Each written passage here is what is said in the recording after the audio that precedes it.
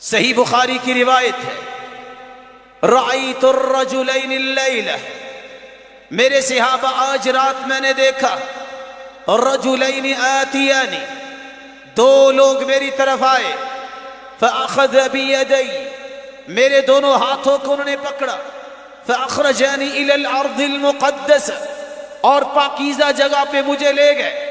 ارض مقدس میں میں پہنچتا ہوں، بہت ساری چیزیں دیکھی، مناظر کے اندر ایک منظر یہ بھی تھا، رجل، ایک آدمی بیٹھا ہوا ہے، ورجل قائم علی رأسه، اور ایک آدمی اس کے سر پہ کھڑا ہے، بیدہ کلوب من حدید، اس کے ہاتھ میں لوہے کی سلاخ ہے، فیشرشر شدقہ الی قفا، وعینہ الی قفا، وَأُذُنَهُ إِلَىٰ قَفَا، اس کے منہ میں ڈالتا ہے وہ لوہے کی سلاخ اور باچھوں کو چیرتے ہوئے گدی تک لے جاتا ہے۔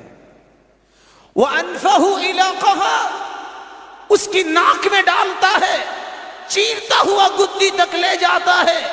وَعَيْنَهُ إِلَىٰ قَفَا، اس کی آنکھ میں ڈالتا ہے، گدی تک چیرتے ہوئے لے جاتا ہے۔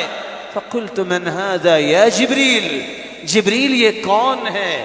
جواب ملا، الکذاب، هذا الکذاب الذي يكذب الكذب فتحمل عنه في الآفاق، یہ وہ جھوٹا انسان ہے جس کا جھوٹ دنیا کے کونے کونے تک پہنچتا ہے۔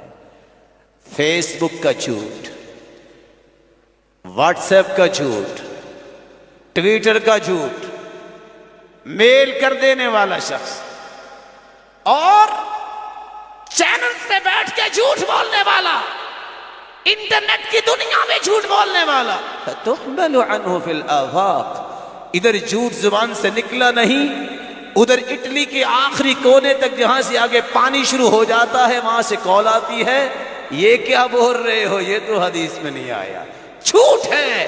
اس طرح کا جھوٹ بولنے والا قبر میں ہی پھنس جائے گا۔ اللہ رب العزت سے دعا کیجیے اللہ ہمیں محفوظ فرمائے۔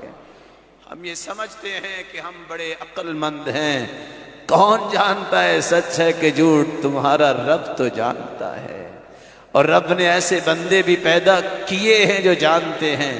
اللہ مجھے اور آپ کو سچی زبان نصیب فرمائے، ہر قسم کے جھوٹ سے محفوظ فرمائے۔ وآخر دعوانا الحمد للہ۔